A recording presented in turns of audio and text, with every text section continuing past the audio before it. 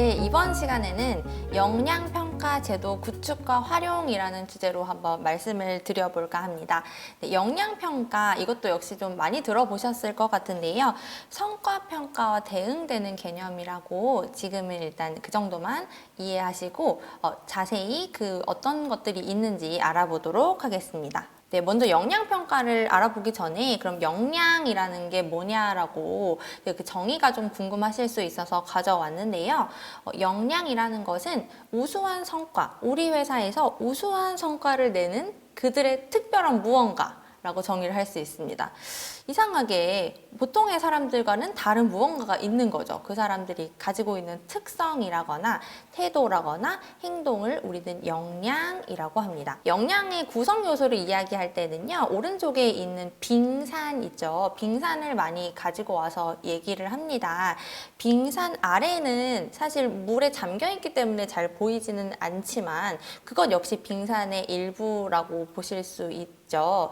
그런 것처럼 역량도 사람에게 가시적으로 보이는 지식이나 기술뿐 아니라 수면 위에 있지만 자아 개념, 자신에 대한 개념 또는 모티베이션, 그리고 그 사람의 성격을 포함한 특성까지도 역량에 포함된다고 봅니다. 역량 평가는 바로 그거를 측정하겠다는 거예요.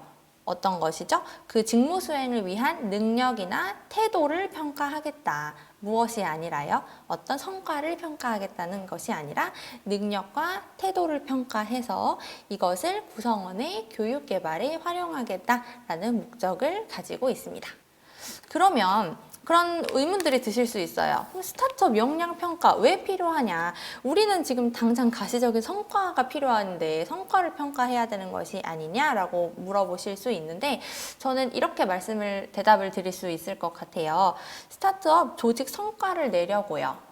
조직 성과를 내려면 역량평가 필요합니다 라고 말씀을 드려보겠습니다. 왜 역량평가가 필요하냐? 우리가 이 스타트업에서 유니콘 기업으로 되기 위해서는 장기적으로 경쟁 우위를 가져야 하죠. 네, 다른 사람에 비해서 경쟁 우위를 가져야 하는데 그러려면 결국 누가 필요해요? 인적 자원, 인재가 필요합니다. 이 인재를 잘 가르쳐서 활용하기 위해서는 바로 무엇이 필요하다? 그 사람들을 질적으로 평가를 할 수 있어야 됩니다. 평가를 해서 어떤 부분이 부족한지 잘 가르치고 부족한 부분은 가르치고 잘 할 수 있는 부분에 그 사람을 활용해야 되기 때문입니다. 그러면 우리는 그 질적 평가를 어떻게 할 것인가? 과연 단순히 그 사람이 무엇을 얼마나 많이 판매했는지 그럼 판매 실적으로 그 사람을 평가할 수 있을까요? 아니면 어떤 필기시험 점수만으로 평가할 수 있을까? 그거는 아니라는 거죠. 그 사람의 진짜 모습을 평가해서 그 사람을 잘 가르치기 위해서는 어떤 걸 평가해야 된다? 그 사람의 능력, 아까 말씀드린 역량 안에 있는 능력, 태도, 기술 등을 종합적으로, 총체적으로 평가를 해야 된다는 것입니다. 오늘 제가 말씀드리는 것들이 다 결국은 무엇을 위한 거냐? 조직 성과를 내기 위한 거예요. 즉, 역량평가도 조직의 성과 극대화를 위해 필요하구나 라고 이해해 주시면 되겠습니다. 그래서 오늘은 평가자와 피평가자 모두에게 유익한 역량평가 제도 정의를 알고 그 다음에 그런 것들을 어떻게 진행시켜 나가야 하는지 좀 간략하게 프로세스를 살펴보려고 합니다. 자, 첫 번째 단계, 역량평가 어떻게 해야 하나요? 제가 계획 단계와 실행 단계 그리고 적용 단계로 나누어서 말씀을 드려보려고 하는데요. 먼저 가장 중요한 건 우리 조직에서 필요로 하는 역량을 찾는 겁니다. 어떤 기업은 도전 정신이 굉장히 필요할 수 있어요. 하지만 어떤 기업은 필요하지 않을 수도 있겠죠. 우리에게 필요한 역량을 쏙쏙 골라내는 작업이 필요합니다. 어떻게 찾을까? 성공한 회사들의 문헌을 조사하기도 하고요. 또 경영진 인터뷰를 통해 회사의 비전을 파악하기도 합니다.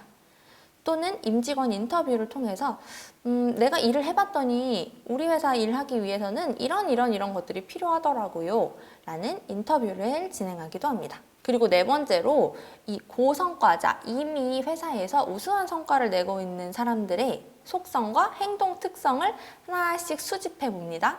그리고 이런 것들이 결국 우리 회사에 필요하구나 라고 그들의 역량을 정리하는 방법도 있습니다. 두 번째 단계는 이제 실행 단계겠죠.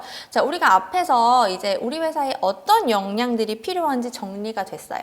그리고 그러면 이제 어떻게 해야 될까? 그 역량들을 나열해서 우리 회사 역량 이렇게 필요한데 당신은 얼마나 보유하고 있나요? 네, 실제로 평가하는 단계가 됩니다. 네, 이게 좀 문장이 어렵지만 결국 뭐 필요 역량이라는 건 우리 회사에 필요한 것, 그리고 보유 역량이라는 건 지금 현재 임직원들이 가지고 있는 역량을 말씀드리는 건데요. 이것의 차이를 발견하는 과정이라고 보시면 되겠습니다. 자, 어떻게 평가를 할까? 요건 아까 말씀드린 것과 약간 좀 겹치는 부분이 있어요. 일단은 내가 나를 평가할 수도 있고요. 설문지를 통해서 상사가 나를 평가하는 부분도 있고 360도 다면 평가, 후배, 동료, 상사, 외부 전문가까지 다양하게 평가를 하기도 합니다. 네, 이런 것들은 이제 약간 설문조사 방식으로 이루어지는데 이 세 번째 것들은 설문조사에서 그치는 게 아니라 약간 액티브한 평가 방법이라고 생각하실 수 있어요.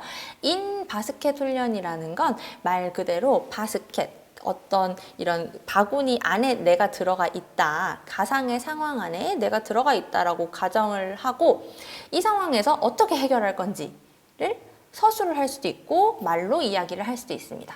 그거를 가지고 평가를 하게 됩니다. 또는 집단 토론도 비슷한 양상이죠. 여러 명이 문제를 해결하는 방법을 이야기 나누는 것을 보면서 평가자들이 평가를 합니다. 역할 연기도 우리 롤플레이라고 많이 들어보셨을 텐데 1대1로 하거나 뭐 1대4로 해서 그 상황에서 어떻게 내가 문제를 해결해 나가는지 연극을 통해 역량을 평가하는 과정을 의미합니다. 네, 이제 잘 평가했어요. 어떤 역량, 얼마나 보유하고 있는지 다 평가했죠. 세 번째 단계는 무엇일까요? 적용 단계입니다. 어떻게 보면 평가를 위한 평가로 끝나지 않기 위해 가장 중요한 단계가 아닐까 생각을 해요. 바로 평가 결과를 똑똑하게 활용하는 과정입니다. 자, 제일 먼저 무엇을 해야 되느냐? 이제 역량평가의 목적은 아까도 잠깐 말씀드렸지만 그 보상, 이제 금전의 지급에 있지만은 않아요. 결국은 이 사람이 무엇이 부족한지 알려주고 더 나아질 수 있도록 하는 데 목적이 있기 때문에 뭐가 중요할까요? 부족한 부분 또는 잘하고 있는 부분에 대한 피드백이 필요합니다. 그래서 피드백을 충분히 해주실 수 있어야 하고요. 또 피드백 후에는 그냥 이야기 나누는 데에서 끝나지 않겠죠. 내가 부족한 것, 그것들을 이제 채워 나갈 수 있도록 직원과 조직이 함께 하게 됩니다. 그래서 상사와 함께 역량 개발 계획을 작성하게 돼요. 이제 앞으로 우리는 이 역량을 늘리기 위해서 무엇을 해야겠다라고 플랜을 짜게 됩니다. 세 번째는 어떤 것들이 있는지 승진이나 배치 전환, 그리고 경력 개발, 아까 말씀드렸던 커리어 패스를 이어나가는 과정에도 이것을 활용하기도 합니다. 네, 이렇게 지금까지 계획과 실행 그리고 적용에 이르는 세 단계로 역량평가 절차를 한번 알아봤는데, 그렇다면 여러분들이 실제로 역량평가를 시행하시면서 어떤 것들을 주의하셔야 되는지에 대해서 좀 간단하게 말씀을 드려볼까 합니다. 자, 제일 먼저는 평가자, 피평가자 모두 사전 교육을 실시해야 한다는 점입니다. 사실은 역량평가의 의미나 가치에 대해서 정확히 설명해 주지 않으면 평가자도 뭘 평가해야 되는지 잘 몰라요. 왜냐하면 우리는 항상 점수만 내는 평가만 해봤는데 어떤 성과를 판단하는 건 해봤는데 이게 무엇을 평가해야 되는지 조금 헷갈릴 수가 있습니다. 그렇게 되면 사실 평가가 좀 의미 없어지겠죠. 그래서 평가자에게도 교육이 필요하고요. 또 피평가자에게도 교육이 역시나 필요합니다. 왜냐하면 이게 무엇을 위한 평가인지 알지 못했을 때 평가를 받는 사람들은 이게 지금 뭘 하는 건가 라는 생각이 들게 되고, 그게 결국은 수용성이라고 하죠. 평가 결과에 대해서 받아들이는 마음, 그 마음에 악영향을 미칠 수가 있어요. 그래서 교육이 필요하다. 이런 것들 한번 좀 생각해 보셨으면 좋겠고요. 두 번째로는 평가 과정에서 평가 오류를 주의하셔야 된다라는 이야기를 드리고 싶어요. 아까도 잠깐 말씀드렸지만 평가자가 제대로 된 정보가 없으면 다 좋은 점수를 줄 수도 있고 정말 나쁜 점수로만 일관되게 줄 수도 있고요. 또 내가 친한 사람, 뭐 상사라고 해봅시다. 뭐 내가 친한 우리 후배한테 좋은 점수를 줄 수도 있어요. 이러한 평가 오류들은 평가를 결국은 무의미하게 만드는 오류들이기 때문에 그렇게 되지 않도록 과정에서 주지시키는 작업이 필요하겠습니다. 네, 그리고 또 직무와 관련된 걸로 평가해 달라라는 것들도 계속 말씀을 해주셔야겠죠. 세 번째는 결과를 투명하게 공개하라는 겁니다. 이 결과를 공개하라는 게 전 직원의 평가 점수를 다 공개하라는 의미는 아니에요. 내 평가를 나에 대한 평가를 내가 볼 수 있게 해달라는 거죠. 근데 그럴 때가 있죠. 고과를 받았는데 어떻게 받았는지도 모를 때가 있어요. 그렇게 되면 이 평가 자체에 대해서 신뢰하지 않게 되거든요. 사실 평가 결과를 공개한다는 건 어떤 의미가 있냐면 그 자체로 이 평가 좀 공정하게 했구나 라는 마음을 갖게 해줍니다. 떳떳하니까 공개하겠죠. 이런 마음을 갖게 되는 거예요. 네. 그리고 그 과정에서 개인 피드백에 공을 많이 들여주셔야 합니다. 결국은 이 역량평가라는 게 무엇을 위한 거였나요?